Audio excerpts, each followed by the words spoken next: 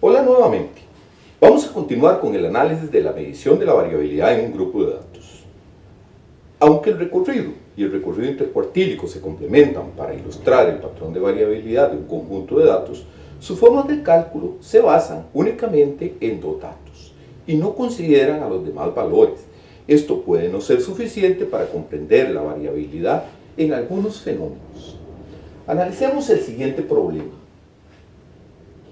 Las notas en español durante el primer trimestre de los grupos de 10º año de un colegio vienen dadas por esta información que estamos presentando acá.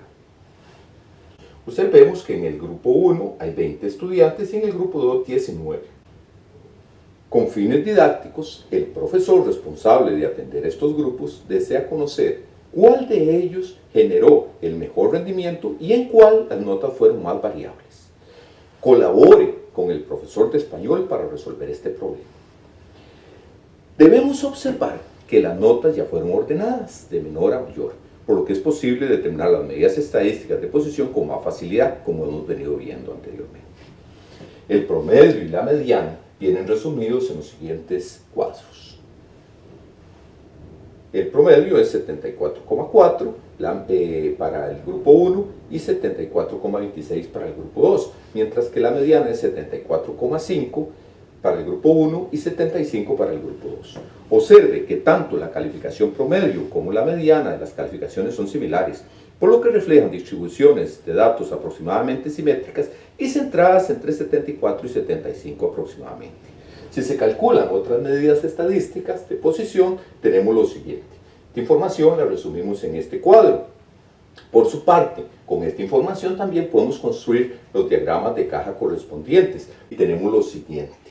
De acuerdo con lo anterior, se podría creer que la variabilidad en las calificaciones es similar en ambos grupos, con mayores valores extremos en el grupo 1, tal como se muestra acá. ¿Será esto cierto?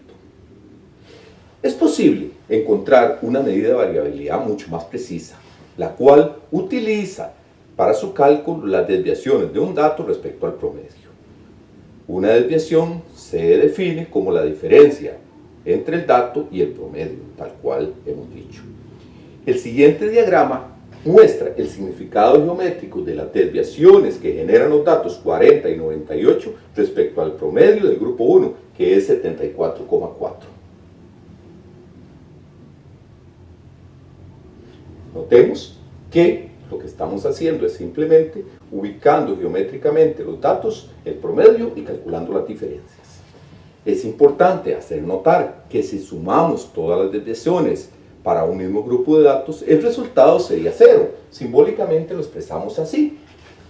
Esto puede ser demostrado matemáticamente con mucha facilidad. Entonces, para aprovechar la información que nos proporcionan las desviaciones, se decide utilizarlas al cuadrado para eliminar el efecto de los resultados negativos. Se define así una medida estadística llamada variancia por medio de la fórmula matemática que estamos presentando acá. Notemos que la variancia sería la suma de las desviaciones al cuadrado entre el número de datos. Esto equivale al promedio de los cuadrados de las desviaciones. Simbólicamente lo que tenemos es esto. Observe que es la misma definición de un promedio. Para el grupo 1 tendríamos lo siguiente. En la primera fila tenemos las notas, en la segunda fila tenemos las desviaciones y en la tercera fila estamos viendo las desviaciones al cuadrado. En cada caso, cuánto nos está dando el resultado. Esta información nos permite encontrar la suma total y dividido entre 20 estudiantes nos da 116,44, que sería la variancia para el primer grupo. De la misma forma, para el grupo 2 tendríamos que calculamos el total, que sería 3.057,73, que dividido entre 19 nos da 160,93. Observe que las calificaciones del grupo 1 tienen menor variancia que las del grupo 2. Recordemos que en el grupo 1 tuvimos 116,44. Siendo esto un indicador de que en el grupo 1 se presenta menos variabilidad. Esta medida se calcula con la intención de generar un indicador general de la variabilidad de los datos. Se elimina el efecto de los negativos, como dijimos antes. Sin embargo, las unidades de medida que corresponden al contexto del problema quedan al cuadrado. Por esta razón, para simplificar esto, se extrae la raíz cuadrada de la variancia y se tiene así otra medida estadística llamada desviación estándar. esta medida utiliza la misma fórmula de la varianza, solamente que calcula la raíz cuadrada. Y tiene la ventaja de que las unidades de medida quedan sencillas. Simbólicamente tenemos entonces que la desviación estándar es esta. Entonces, para el grupo 1 y para el grupo 2 tendríamos la siguiente información. Según el análisis realizado entonces, la conclusión del problema es que el rendimiento fue similar en ambos grupos, sin embargo, las notas del grupo 2 fueron más variables. Hay una diferencia aproximada de 2 puntos en la desviación estándar. Esto resulta muy importante.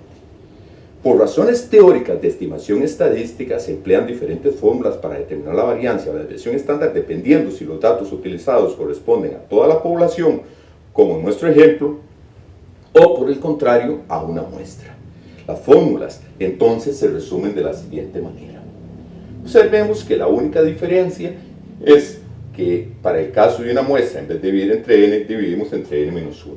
Esto tiene un significado de teoría estadística. En realidad, para fines de teoría estadística resulta mejor estimador de la varianza poblacional cuando dividimos entre n-1 en el caso de la muestra. Es importante indicar que la varianza y la desviación estándar constituyen una importante herramienta para el análisis de procedimientos estadísticos más sofisticados.